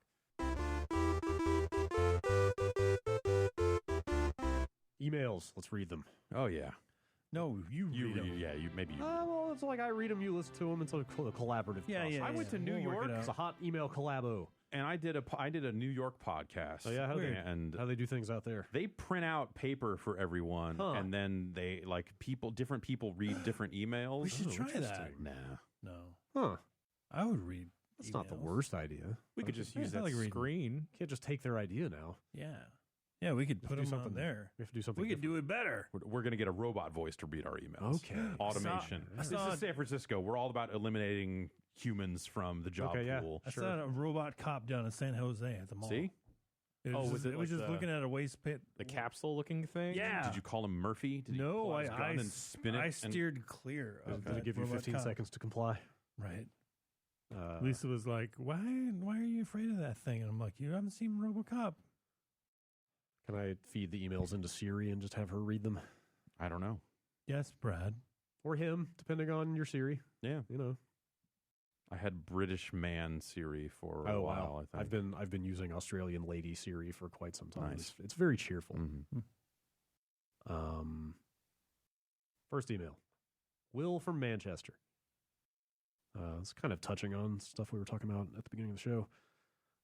It seems that we're in a generation whatever twilight, and that means I've got to ask not what the best game of the generation is, but what games do you think have defined this generation? Like for the 360 and PS3, I would say Mass Effect, Call of Duty, Gears of War, Red Dead Redemption, Uncharted, and GTA 4 and 5. Is it MGS5, Mario Maker, Fallout, Destiny, Shadow of Mordor, Jesus Christ, Hitman, PUBG? Let us name some. Yeah. Oh my God. I think in terms of like defining the generation and the stuff that we talked about probably the most over the set of these consoles, I think Destiny's a strong that was my first thought, and not because of like raging Destiny fandom, which I don't have much of at this point. It's more just like the impact that it has had and the cycle of it. Yes, of like, hey, this game's bad. Oh wait, it's good. Right. Oh wait, it's bad again. Like the amount of time it's been in the news cycle. It's good again. Yeah. But also, I'm trying to think. Prior to that, like, was there another developer as kind of big and storied and important as Bungie who had gone full live service game? Because I came out in 2014, and I can't really think of anything before that. And now fucking everybody is doing it. Yeah, so I mean, with like the modern games as a service thing. Like that's the story of this generation, right? So, totally. So like in terms of like a kind of the first gigantic developer out of the gate with a big online only service game. I feel like it's that, and then just like a new resurgence for esports. Yeah, or esports kind of reaching into different, maybe not different genres, but you know, like Overwatch. I feel like, I mean, at this point, like generation is even too limiting of a term. It's more just like kind of window of time. Yeah, because Mario Maker is the last generation. Like if you wanted to argue about what hardware was in the box, like the Wii U doesn't necessarily belong with these newer consoles, but it was contemporaneous with those. The PC is completely outside of that. Like handhelds are separate. Free to play is a thing now. Like you're almost better off going by like decade or something. Well, if that's it, then it's Titanfall 2. What a game! I feel like PUBG is probably in that conversation. Yeah. I mean, Fortnite is. Well, I guess so. Sure. They all get their 15 minutes, but. Well, the PUBG is the thing that made that blow up, made that genre blow up. Yeah. You know, Fortnite came along and did it differently and to greater success, but. And now, like, what, you know, PUBG's success is on mobile in other countries and stuff like that. Like, it's still huge. I'm trying to think. Somewhere. What else? India. Minecraft. Well, Minecraft. Crafting, Minecraft survival. definitely, but that definitely predates this generation. As far as like, because that was out 2010 ish. Yeah, right? I mean that first came out on like Xbox 360. Yeah, that was out on 360 quite a while ago.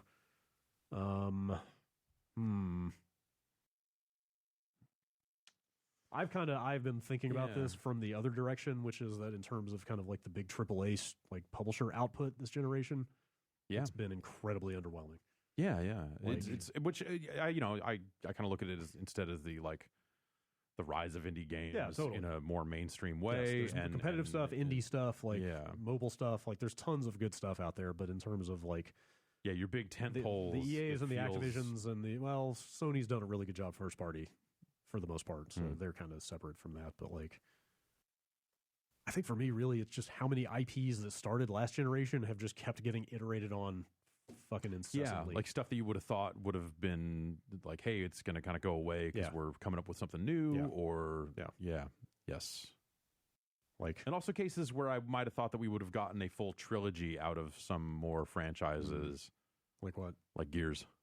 Sure. Which they Gears 4 came late enough that was probably not going to happen. Yeah. But we'll get to Gears 5, I guess, at some point. Probably this year. Yeah. Yeah, Gear sequels, I mean, Call of Duty sequels are kind of a given, but it's still wearing thin. Mass Effect sequels, Assassin's Creed sequels, Right. Like there were just so many big, cool properties that started on the last consoles, and then you were hoping for more of that this time. But Assassin's Creed is a totally different thing now than it was then. Yeah. Like I'm not going to tell you it's better or worse, because I think that they just kind of traded in the type of game they were making for something else. Yeah. And just said like, they're still anonymous.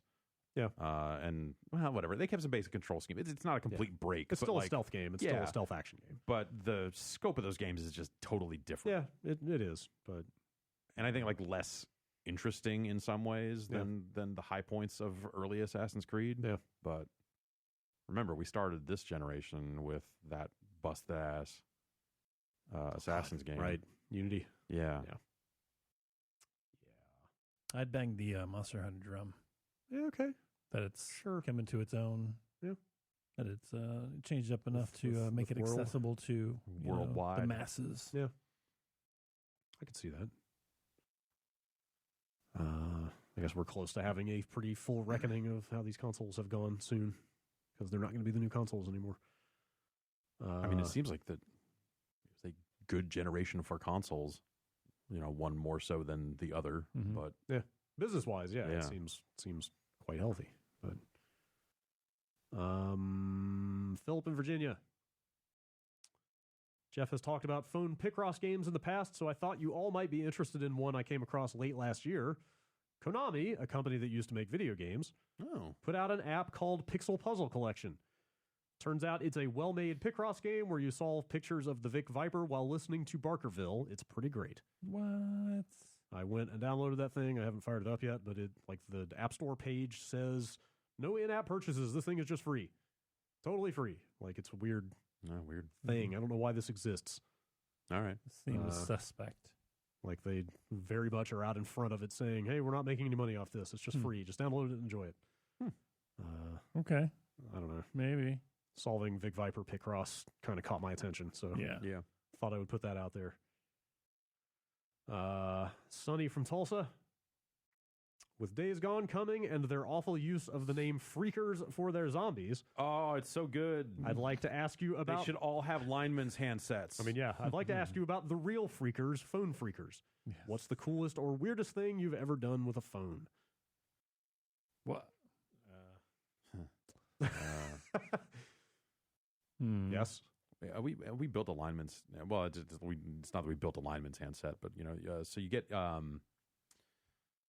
it's like a thing you would put in a phone bank or something, like an operator would use. It's like a headset and then the phone bit is just a little cube, a little square with the keypad on it, and just the bits plug into that. So it's this really small, really easy to clip onto your belt sort of thing. And then you just plug the phone cable into it, and then you've spliced alligator clips onto the other end of the phone cable. And so at that point, you can go around and like crack open a phone can at some apartment complex, for example, and just clamp onto people's wires and just make phone calls. The catch on their lines? Yeah, on their lines. Can you listen in? Yeah, totally. There'd be enough clicking and noise that like you would use something that was something without a microphone on it if you were trying to listen in on people's phone calls. But yeah, you could totally do that. I feel like the catch with like stealing phone service or like that sort of thing is that at the end of it, you're like, oh, cool, now I can make a phone call. Yeah. Which at some point, even in the 90s, you're just like, I don't want to talk on the phone anymore. Totally. I started to ask if this stuff even still works with a modern phone system or if it's still archaic enough that it doesn't. But on the other hand, who cares? Because who uses a landline? Right. Or talks on the phone? Well, I feel like I was maybe like... I got into that stuff a little bit kind of on the cusp of it no longer working. And so depending on where you were... So I had... quarter tones on a mini cassette recorder. Okay. So like basically like a red box, but just a mini tape recorder instead of an actual red box. And you could go to a payphone And the thing that changed is, I guess in the olden days, you used to be able to go up, hold that up to the phone, play the sound of a quarter being dropped in, a little and that would just work. Huh. But what I found is that didn't work anymore. But if you put any coin in the phone first, not enough to make a full phone call, but just like drop a nickel in it and then blast the tones, it would still work. On some phones, back when the payphones, there used to be payphones, which were little booths that you could go into and make phone calls for like money. You put money in the phone. What are they going to do in that new Bill and Ted? Right. Or when they reboot the Matrix. For a generation of audiences that have no idea what a phone booth is. There'll be a museum that has it somewhere, you would think. They'll get a TARDIS. Yeah. Okay. Everyone knows what that is. And then doing that one time, an operator came on the line and said, "Can I help you?" And so I hung up the phone. We drove away. All right. But yeah, it's just, I don't know. That stuff was always fascinating. Like all the like blue box, like, hacking PBXs and setting up your own voicemail lines deep within some company's network that they, would have trouble finding, and like all the weird party line stuff that people would do with that shit. Finding phone numbers that were like, okay, some corporation has a phone number they use as a relay. So if you're some salesman on the road, you call this 800 number, and then it just spits out a dial tone that you can use to make any phone call you want for free, because it's, they don't protect it, or sometimes they'd have a basic password on it or something like that. Yeah. Like phones were fun and it was neat. But at the end of the day, it was just making phone calls, and who the fuck wants, You're just doing it to see if you can do it. Not because you desperately need phone service. Yeah. It would only got cool when there was a while there that we had a laptop with an acoustic coupler, and so you could, Velcro that to the phone and then make, dial into BBSs. Then you could dial into a BBS and then say, "I'm posting this from a payphone that I didn't pay for." Except you didn't want to post that, because what if you ever got caught there? You'd be saying, "I'm committing a crime over here," which it was just dumb. It was dumb across the board. So instead, you call a radio station. When they pick up the phone, you say "fuck off" and hang up and leave. And you're like, "This is stupid. What are we doing with our summer?" All of this has led me to figure out what's up with Captain Crunch these days. He is 76 years old. Good Lord. Can he still whistle a perfect 2600 hertz? Oh, I don't know. That's a good question. He has a Wikipedia page. All right. His real name is John Draper. There you go. I knew it. All right. I knew it. I started reading the novel Armada by Ernest Cline. It mentions an urban legend around an arcade cabinet called Polybius. Yeah. It was supposedly a widespread legend, but I had never heard of it. Did you hear about it when it was happening, or remember any details about it? This is Nixon who wrote this in. We probably have mentioned this at some point, but since the actual game called Polybius came out, I figured some people might not know what's up with the actual history of that name. Yeah, so there was just some dumb urban legend that I had never heard of until years later. Yeah, but it was like, there's a game called Polybius and the government made it, or or it someone played it and they fucking fried their brain, or whatever the bullshit was. And then it became like people going like, "Oh, I've seen that game. Yeah. Oh, we need to track it down. Yeah. It existed. It totally did. It was a mind control experiment." Like it's the Kano morph turned into an entire game, basically, but also more sinister. Yeah. And then chemtrail related. And then Jeff Minter decided to make the game and name it Polybius, which is good shit. But like Jeff Minter is kind of the only person who could make a game called Polybius. It fried my brain. Yeah. Also. Totally. If you haven't played Polybius in VR. Oh, you should. Oh, man. People should play Polybius. It's really something. It's fun. Oh, I should play more of that. It looks great. Yeah. It's very fast. Yep. Dylan from Connecticut. It's been over 3 years since you investigated the Skate 4 comment epidemic on EA's Instagram account, and the majority of comments on their posts are still about Skate 4. Will this ever end? Will EA releasing Skate 4 even stop this madness? Have you ever witnessed a meme persist this long without pause? I got to figure, when you think about the things that people could be commenting on EA's Instagram account these days, they're probably, for as annoyed as they probably were about that at some point, I wonder if they're a little more like, well, at least it's this. This is not T-poses. This is a good problem to have. It's like, hey, people care about a game we're not making. Yeah. Fuck, but also, Yeah. Are they ever going to make it? I wonder. you'd think next gen launch game. Like what were the circumstances that led to EA suddenly being like, we're gonna make a new Mirror's Edge because we care about you, the player, and that's what you want. Yeah. Like we're kind of on like you figure Anthem, maybe Battlefield not doing great. Yeah. Are we on the cusp of like Star Wars, all that stuff? Are we on the cusp of EA having to go through that again and be like a new all right, wave of we're gonna greenlight a couple of projects that aren't gonna sell, but we just have to salvage some rep here. Yeah. Take it on the chin. Yeah. There was that big statement. There was like the Andrew Wilson thing that was just was that the one with the layoffs last week? Yeah.